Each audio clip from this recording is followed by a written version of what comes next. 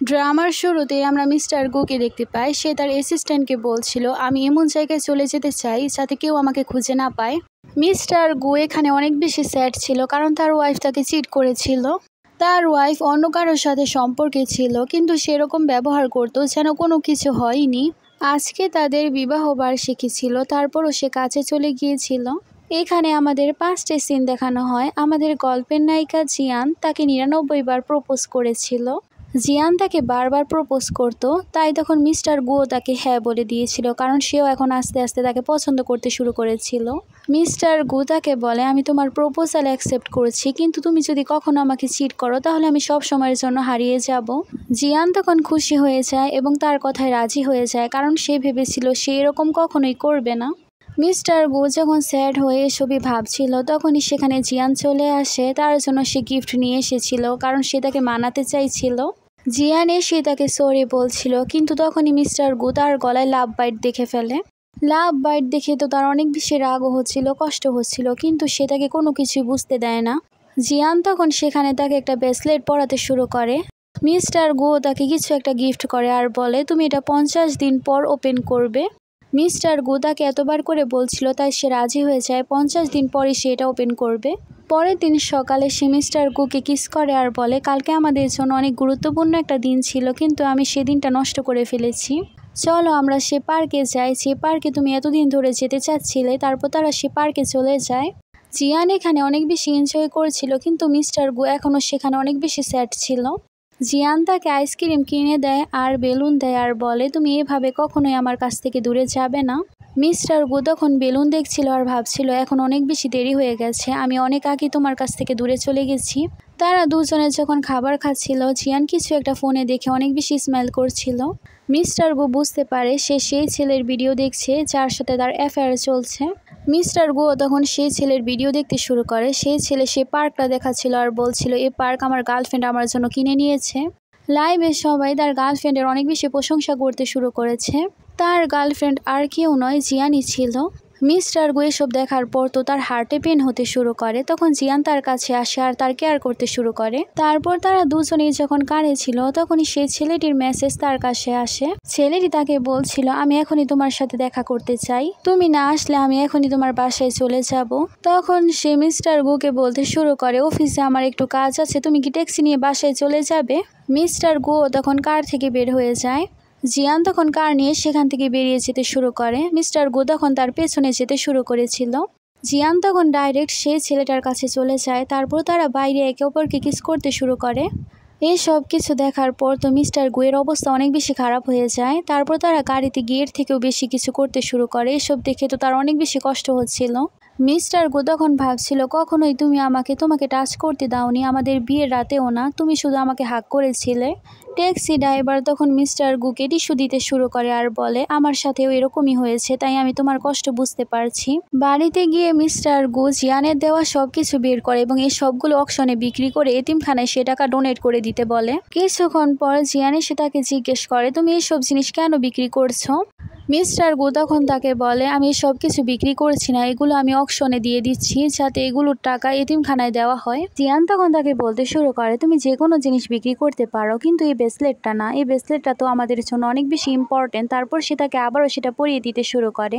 Mister গু জিয়ানকে দেখছিল আর ভাবছিল, আমি ভাবতেও পারিনি তুমি এত ভালো অ্যাক্টিং করতে পারবে। তারপর আমাদের রাতের সিন দেখানো হয়, যেখানে তাকে কল করে তার বান্ধবীরা বলছিল পার্টি করতে আসার জন্য। সে তো বলছিল, আমি আমার হাজবেন্ডের সাথে এখন ঘুমাতে চাই। মিস্টার গু তখন জিয়ানকে বলে, তুমি চাইলে যেতে পারো, কারণ অনেক দিন হয়ে গেছে তুমি তোমার বান্ধবীদের সাথে দেখা করো না। তখন সে বলে, তাহলে তুমি আমার সাথে চলো। তারপর সে মিস্টার গুকে নিয়ে সেখানে যেতে শুরু করে। জিয়ান সেখানে মিস্টার গুকে সাথে নিয়ে এসেছিল। তখন সব ছেলেরা সেখান থেকে চলে যায়, কারণ সে জানতো মিস্টার গু এসব পছন্দ করে না। জিয়ানের বান্ধবী স্মোক করছিল। তখন সে বলে, আমার হাজবেন্ড এসব পছন্দ করে না, তুমি এখন এসব করবে না। মিস্টার গু তখন বলে, তোমরা সবাই এখানে মজা করো, আমি এখন বাসায় চলে যাচ্ছি, আমার এই জায়গায় একদমই ভালো লাগছে না। তারপর সে সেখান থেকে বেরিয়ে যেতে শুরু করে। জিয়ানের বান্ধবীরা তখন অনেক বেশি খুশি হয়ে যায়। মিস্টার গু যখন বাইরে যায়, তখন সে ছেলেটাকে সে আবারও দেখতে পায়। জিয়ানের বান্ধবীরাই সে ছেলেটাকে ডেকেছিল এখানে।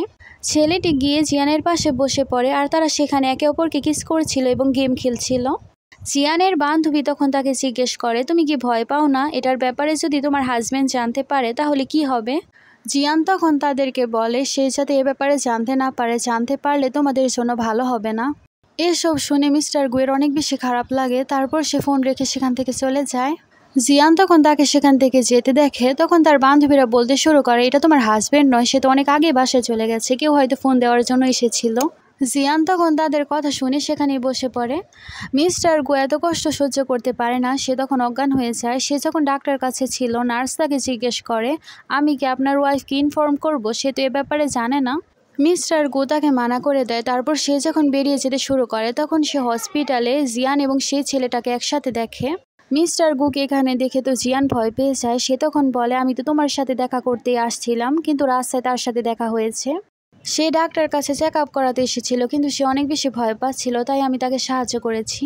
ছেলেটি মিস্টার গুকে বলছে আপনিও এখানে, এটা অনেক বেশি কোইন্সিডেন্স। আমি এখানে চেক আপ করাতে এসেছি, আমার ওয়াইফ বাচ্চা জন্ম দিতে চায়, কিন্তু আমার মধ্যে কোনো সমস্যা নেই।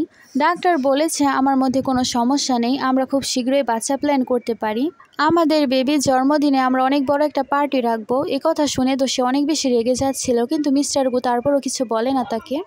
ছেলেটা একটু বেশি কথা বলছিল। সে মিস্টার গুকে বলছিল আপনি কি আমার গার্লফ্রেন্ড এবং আমার সাথে লাঞ্চ করতে চান।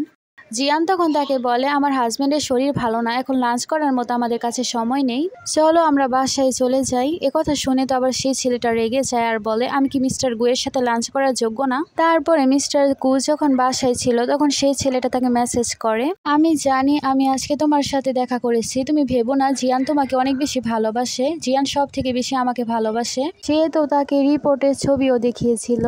কিছুক্ষণের মধ্যে সেখানে জিয়ান চলে আসে আর সে মিস্টার গুকে জিজ্ঞেস করে তুমি কি ঠিক আছো।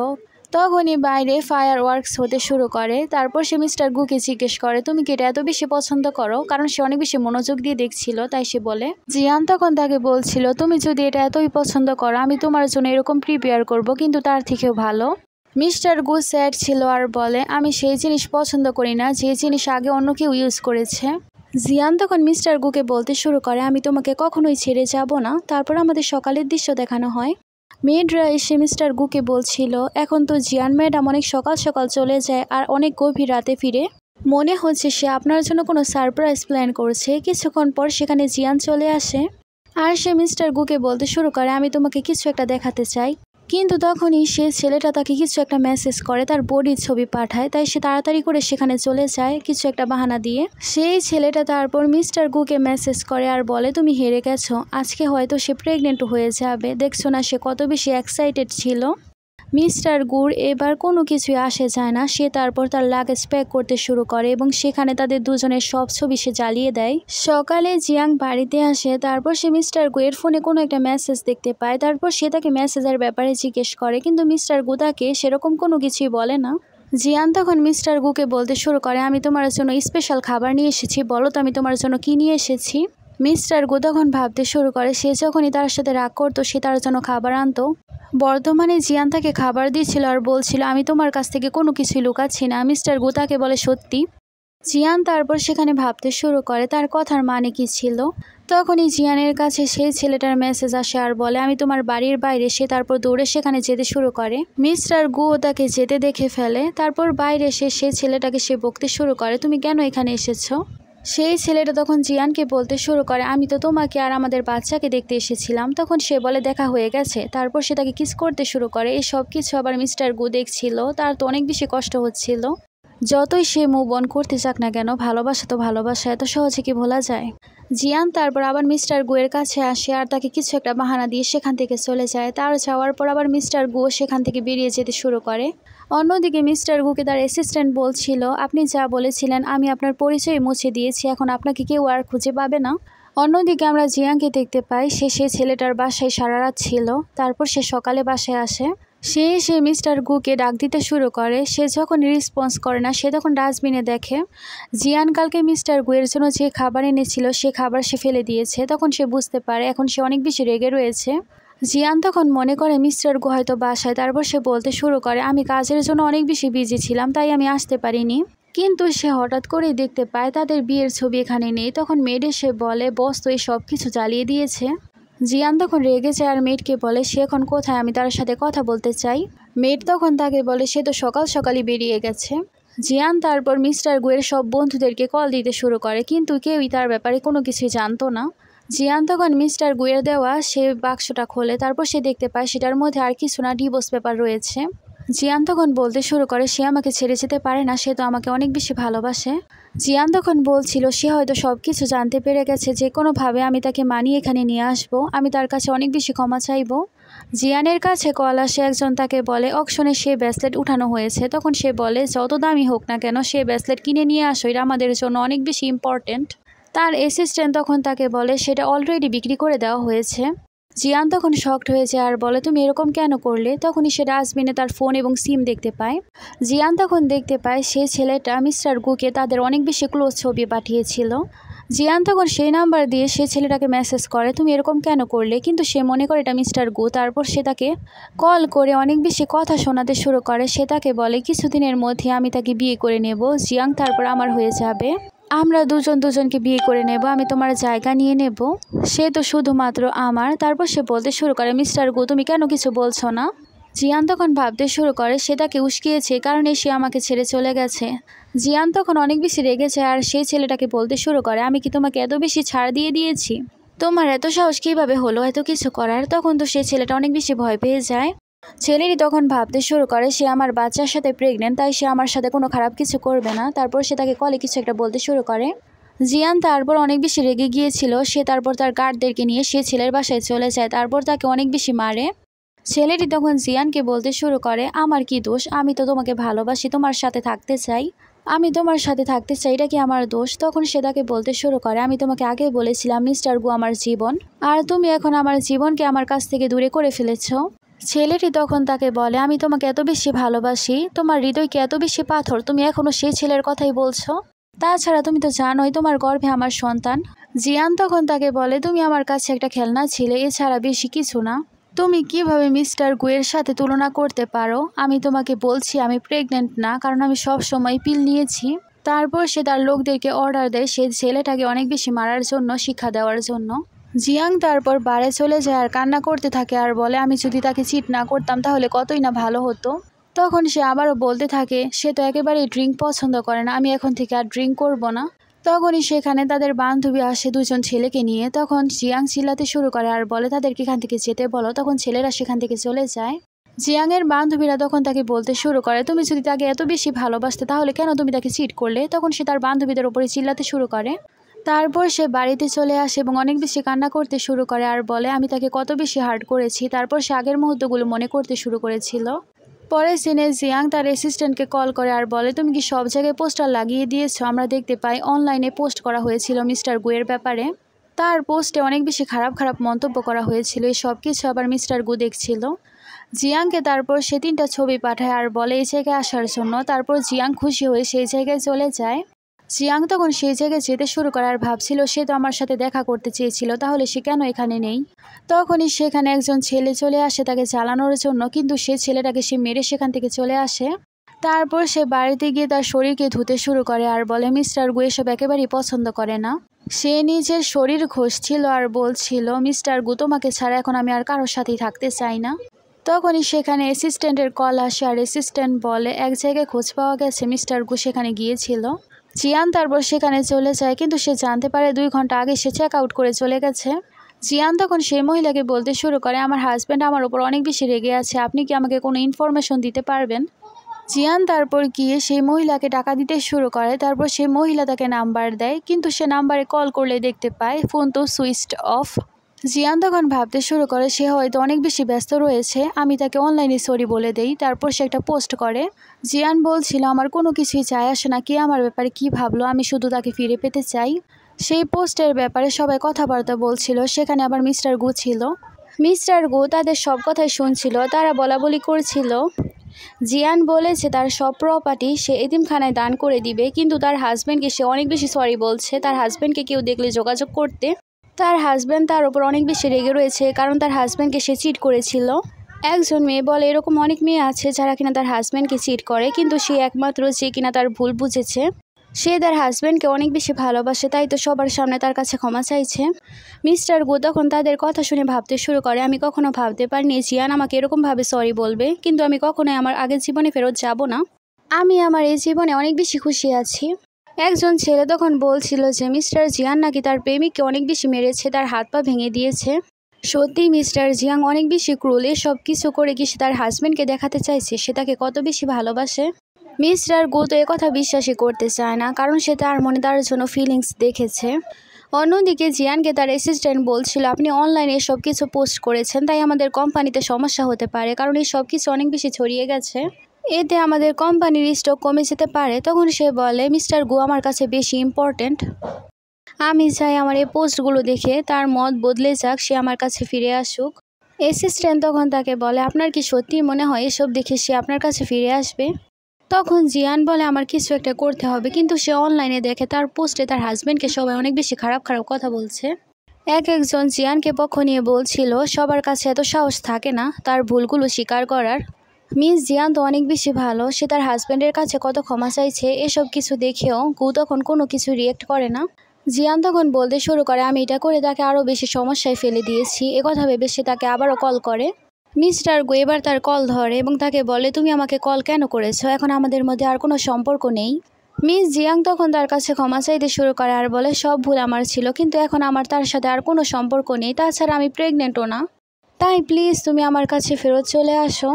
মিস্টার গো তখন তাকে বলে আমি তোমাকে ক্ষমা করে দিচ্ছি, তুমি তো এটাই শুনতে চাইছিলে, আমি তোমাকে ক্ষমা করে দিয়েছি, এখন তুমি আর আমাকে কল করবে না। সে যখনই ফোন কাট করে দিবে জিয়ান তখন তাকে বলে তুমি দয়া করে আমাকে ক্ষমা করে দাও, আমি তোমাকে ওয়াদা করছি আমি আর কখনো এরকম করব না। তখন সে বলে এখন আমি তোমাকে আর ভালোবাসি না। তারপর গু ফোন কেটে দেয়। তারপর সে তাকে মেসেজ করতে শুরু করে, কিন্তু সে দেখতে পায় তাকে সে ব্লক করে দিয়েছে। তখনই তার কাছে অ্যাসিস্ট্যান্ট আসে আর বলে কোম্পানির অবস্থা অনেক বেশি খারাপ হয়ে গেছে, আপনি যদি ভালোভাবে কাজ করেন হতে পারে মিস্টার গু আপনার সাথে যোগাযোগ করবে, আপনার সাথে কাজ করবে, তাহলে আপনি তার সাথে দেখাও করতে পারবেন। এই কথা শোনার পর সে তারপর ভালোভাবে কাজ করতে শুরু করেছিল। এরকমভাবে সারাদিন কাটতে থাকে, কারণ সে শুধু কাজই করতো, তাই তার মাথা একেবারে খারাপ হয়ে গিয়েছিল, সে অনেক বেশি অসুস্থ হয়ে যায়। সেখানে তার গ্র্যান্ডপা চলে আসে আর বলে আমি তোমাকে অনেক ভালোভাবে পালন পোষণ করেছি, কিন্তু কখনো ভাবতে পারিনি তুমি নিজের ভুলে এত কিছু করে ফেলবে। আমার তো এখন মিস্টার গু এবং আমাদের কোম্পানির জন্য অনেক বেশি খারাপ লাগছে, এখন তো তোমার জন্য কোম্পানিও নষ্ট হতে চলেছে। তখন জিয়াং তাকে বলে আমি শুধু তাকে ফিরে পেতে চাই, সে আমাকে অনেক বেশি ভালোবাসতো, সে আমার প্রতি অনেক বেশি ভালো ছিল। গ্র্যান্ডপা তো অনেক বেশি রেগে গিয়েছিল, সে যখন তাকে মারতেই যাবে তখনই সে সেখানে অজ্ঞান হয়ে যায়। অজ্ঞান হওয়ার পর জিয়াং স্বপ্নে দেখতে থাকে মিস্টার গু তাকে ছেড়ে চলে যাচ্ছে, তাই সে ঘুমের ঘরেই চিল্লাতে শুরু করে। তার গ্র্যান্ডপা তখন বলতে শুরু করে তার অবস্থা সে অনেক বেশি খারাপ করে দিয়েছে, তাই এখন তার মিস্টার গুয়ের সাথে একবার কথা বলাতে হবে। ফোন রিসিভ করার পরই মিস্টার গু গ্র্যান্ডপাকে বলতে শুরু করে আপনি যদি জিয়ানের ব্যাপারে কোনো কথা বলতে চান তাহলে আমি কথা বলতে চাই না।